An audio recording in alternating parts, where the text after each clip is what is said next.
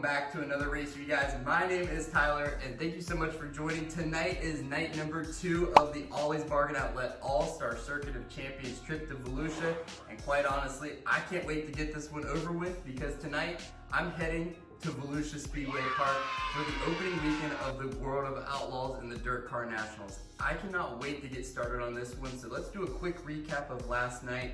Last night we saw Logan Schuchart put on a heck of a show and show us why he is the future of sprint car racing in the World of Outlaws. Guys like Donnie Schatz, Brad Sweet, and David Gravel also showed us why they're at the top of the top when it comes to sprint car racing, not only in America, but around the world. Whoa. The All-Stars so far haven't run any points, and that's going to be starting in April when they go to Attica, but the World of Outlaws season kicks off this weekend. I can't wait to get started on this one, you guys. So tonight, we're doing night number 2 of the Ollie's Bargain Outlet All-Star Circuit of Champions trip to Volusia. Let's go.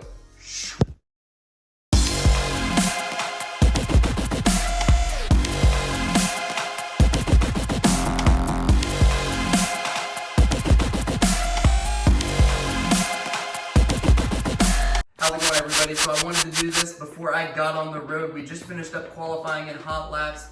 The track's looking great tonight. We've got a stacked field of modifieds here for the Dirt Car Nationals, and they're going to be keeping up with the track a lot more tonight, I got a feeling, so it doesn't get so much up to the top for the sprint cars. But as always, we had about 34 cars-ish, same split between World of Outlaws and All-Stars. And going quick time tonight was David Gravel. We were about halfway up the track, a little further up than we were last night through qualifying. David Gravel would set quick time tonight with a 13.2. Brad Sweet, Brian Brown, Carson Macedo.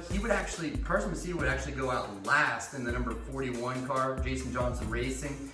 And so the track was really holding up, through Group 1 all the way to the very last car. We were still running 13.2s. And that's just a testament to how fierce the competition is going to be, not only tonight, but all year long. And then 5th fastest was Sam Hafer-Keep Jr. setting a time of 13.3. So we had 5 cars within about 800ths of each other. It's going to be fierce tonight. Couple things to note, going into qualifying, Donnie Schatz actually had to make an engine change after some radiator issues. Etrick actually qualified 4th fastest in group number 2. He was set to start on the pole, but before the heat race, he actually had to scramble around and make an engine change. So hopefully the 49 team can get back out, so it gives them a better opportunity to transfer in to night number 2 of the Ollie's Bargain Outlet All-Star Circuit of Champions trip to Volusia. Next up is heat race.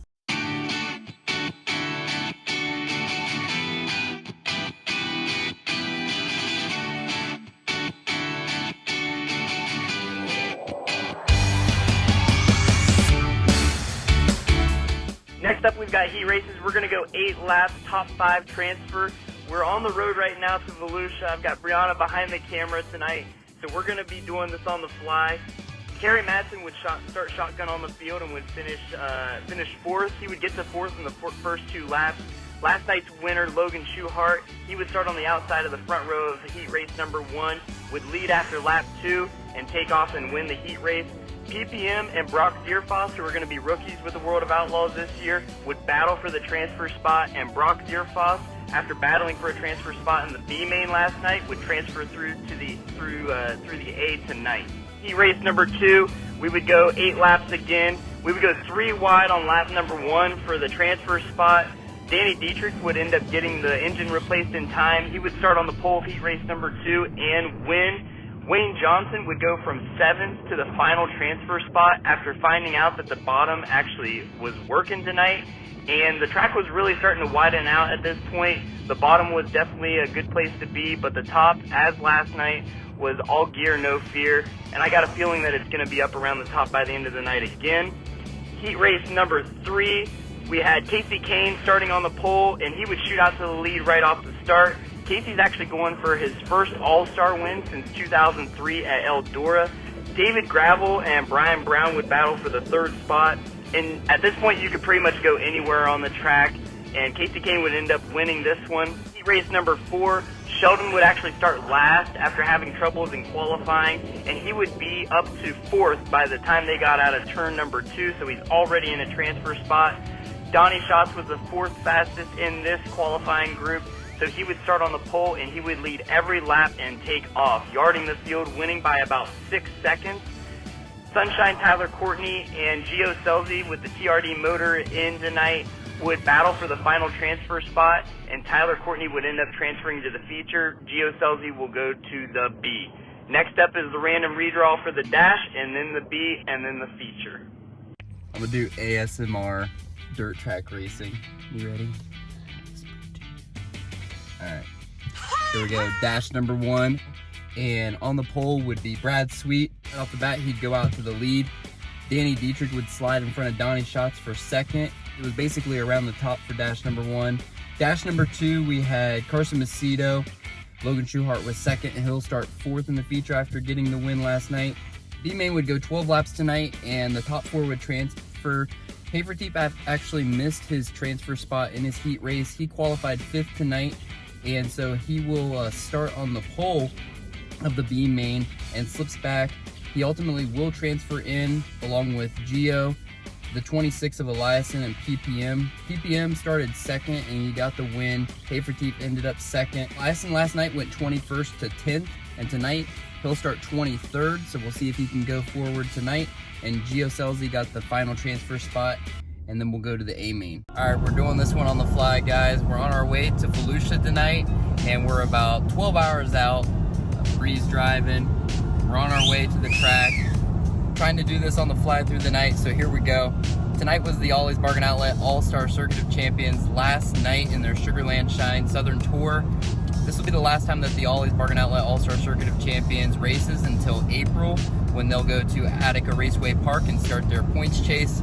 Tonight was 25 laps and would pay $6,000 to the winner. And early on, we just knew that the track wasn't going to be the same that it was last night. There really wasn't much of a bottom. The middle was slick, and the top was razor thin.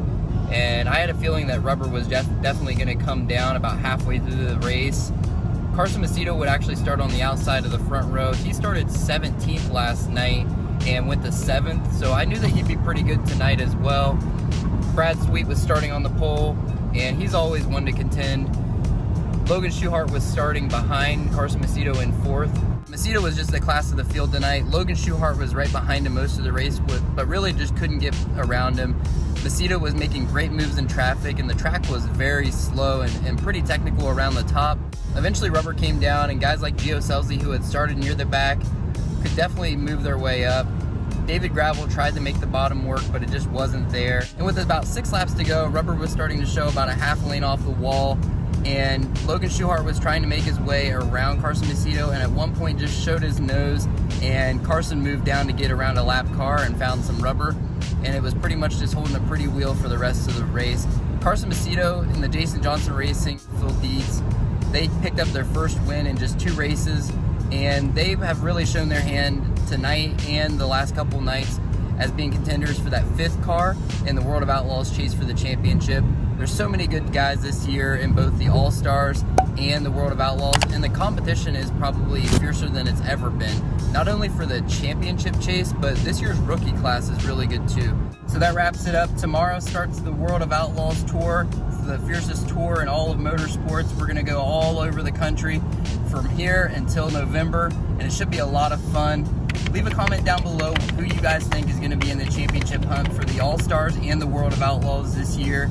Tomorrow we'll be at the track, and I'll get some footage for you guys, and we might do it a little different for the next couple of days, but eventually I'll get back around to do a race review, and we'll make sure that we get you guys all caught up on the World of Outlaws news.